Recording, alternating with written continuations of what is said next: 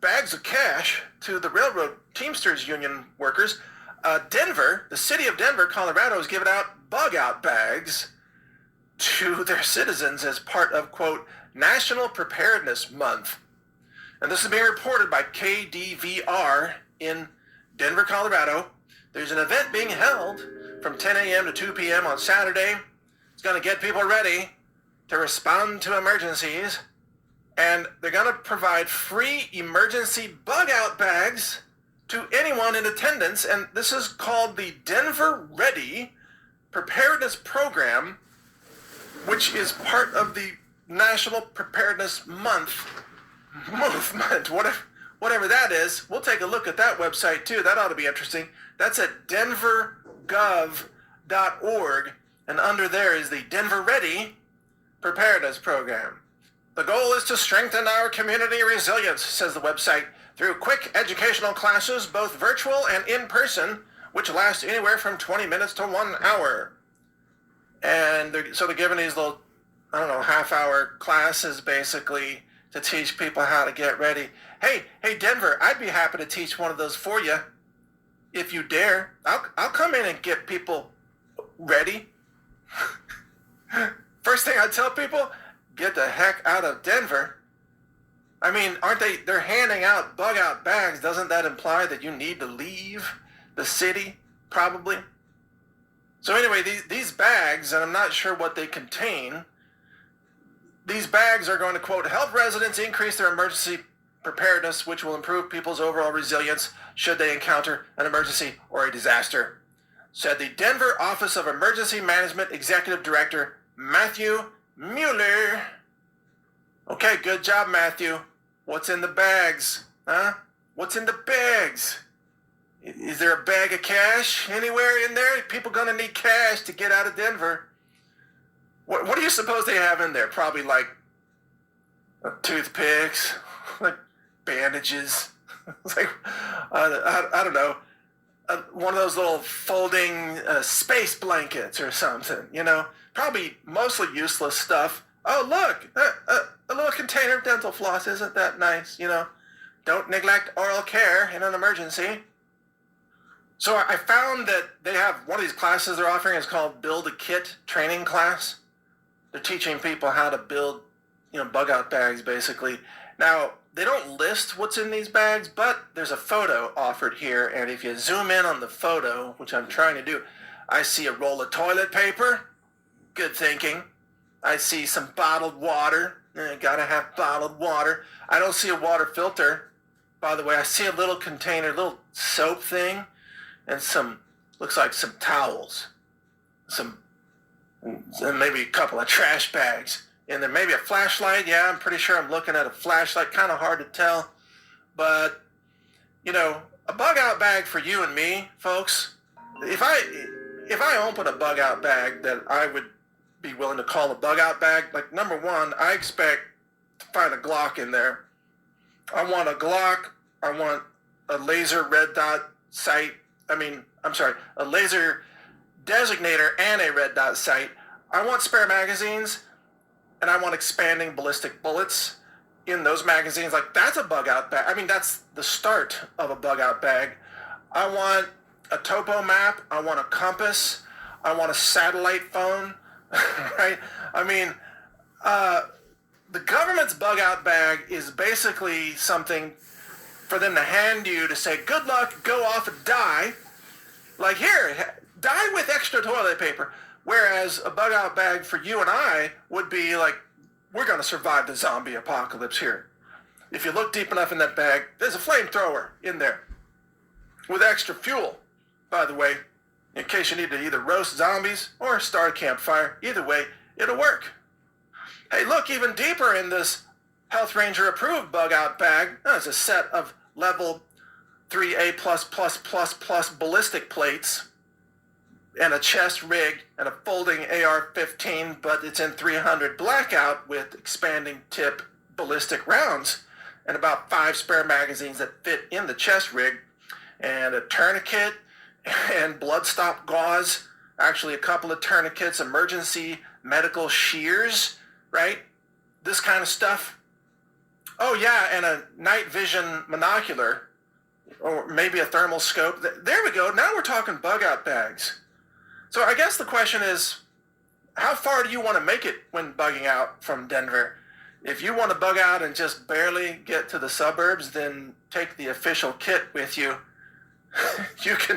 You'll have extra toilet paper while you're crapping your britches from the onslaught of total violence and mayhem, chaos from Denver itself. Not to mention the lunatics coming out of Boulder who are creeping into Denver there as well. But if you actually want to survive and make it, farther than the suburbs, you want to make it out into rural Colorado, you're going to need more than that in your bug out kit. And you can find my videos, by the way, at prepwithmike.com that shows you how to make a lot of stuff for your real bug out kit. I have an idea. I think they should put a little note in the bug out bag so the first thing you see when you open the bag is the note, and the note asks a question. When is the right time to bug out? You flip it over, the answer's on the other side. Answer: long before you thought about needing a bug out bag. you should have been out of this city like months ago. And it begs the question, what does Denver think is going to happen that is going to require bugging out, by the way? Because Denver, there's not a lot of natural disasters in Denver. You don't have tornadoes there. It's not an earthquake zone. You don't have hurricanes in Denver, just due to geography. I mean, you get cold weather, you get snowstorms perhaps, but you don't get most of the natural disasters. I mean, there's no tsunamis or anything. It's not on the ocean. Well, what do you maybe need to bug out from in Denver? And the answer is, well, Russian ICBMs, basically, nuclear missile strikes. Because Colorado is home to, of course, Cheyenne Mountain Air Force Base, the bunker command and control center for a lot of America's nuclear forces, and frankly, there are, I think, 5 or 6 major military bases, not far from Denver or Colorado Springs, right there. They're all kind of in the same place. In fact, let me look at the list here. Here we go. The Air Force Academy in Colorado Springs, the Buckley Air Force Base in Aurora, Colorado, Cheyenne Mountain Air Force Base that I mentioned in Colorado Springs, Peterson Air Force Base in Colorado Springs, Shriver Air Force Base in El Paso, Colorado, Fort Carson Army Base in El Paso, Pueblo Chemical Depot Army Base in Pueblo, Colorado. All of these are in close proximity, frankly, and they're all going to be targets in World War III. So maybe maybe they're onto something like, hey, people might need to bug out, but they're not going to tell you the full story. They're not going to say, like, oh, you're going to need a water filter that removes radioisotopes. You're going to need probably some iodine. I bet you there's no iodine in their bug out bag. There's just toilet paper. So when you're dying of diarrhea from radiation poisoning, you can at least feel comfortable with your pillow Charmin squares, but they're not going to give you iodine or anything to actually stop you from dying from the radiation. It's just make your death slightly more comfortable along the way. That's government preparedness for you. Now, at the same time, the government is stockpiling a decade worth of food and ammunition and also iodine, medical supplies, communications gear, night vision, all kinds of frozen food that was, quote, recalled, went into the underground bases. The government, and believe me, Cheyenne Mountain there in Colorado, what you think they have little bug out bags and with your water bottles and your toilet paper? No. They've got full-on military brigades with equipment. They've got armored vehicles in that mountain, like ready to resurface and reconquer as necessary, after the apocalypse. Folks, government, their own preparedness plans are orders of magnitude more detailed and just have more quantity than what they tell you to do. Be sure to have an extra washcloth. But for themselves, like 6 floors of ammunition in the bunker, ready to go with laser-guided artillery rounds, There's 5,000 drones ready for kamikaze missions on the surviving population on the surface. Like, that's the difference. And government preparedness information is pathetic. I mean, they have a class called financial preparedness training class. How much you want to bet they don't talk about silver? They probably don't talk about silver coins or gold or silver, nothing. It's probably like, just make sure your bank has FDIC insurance or whatever. They've got, what, travel preparedness training class? Let me guess, their advice would be, bring an extra mask. They've got pet preparedness training classes, you know.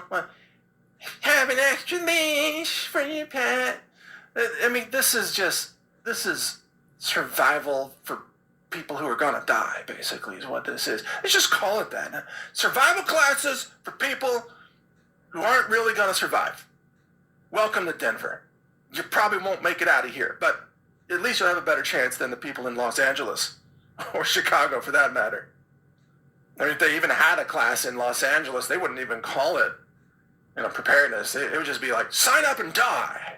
Welcome to Los Angeles. You're never getting out of here alive. If you're here now, their website would say, you've already made a long string of bad decisions. Probably that's not going to reverse itself magically in your life. You have near zero chance of making it out of here unless you are a helicopter pilot or you have gold coins to bribe helicopter pilots with, etc. That would be the LA version of how to not survive. But let me just say this to wrap this up, this topic. For any city in America that wants to have me on as your preparedness advisor, I'll be happy to zoom in and do 30 minutes with anybody in your city, especially if you don't want them in your city any longer. I will explain to them that your city is a death trap and that little toilet paper survival kits are just like a little suicide pact. I'll teach people how to really survive, but number one is leaving your city. So there you go. I'll do that for free, no charge. All right, folks, we're going to shift gears here and jump into the interview here in a second. But first, a piece of trivia for you. Do you recall the song from the 1980s that was called She Blinded Me with Science?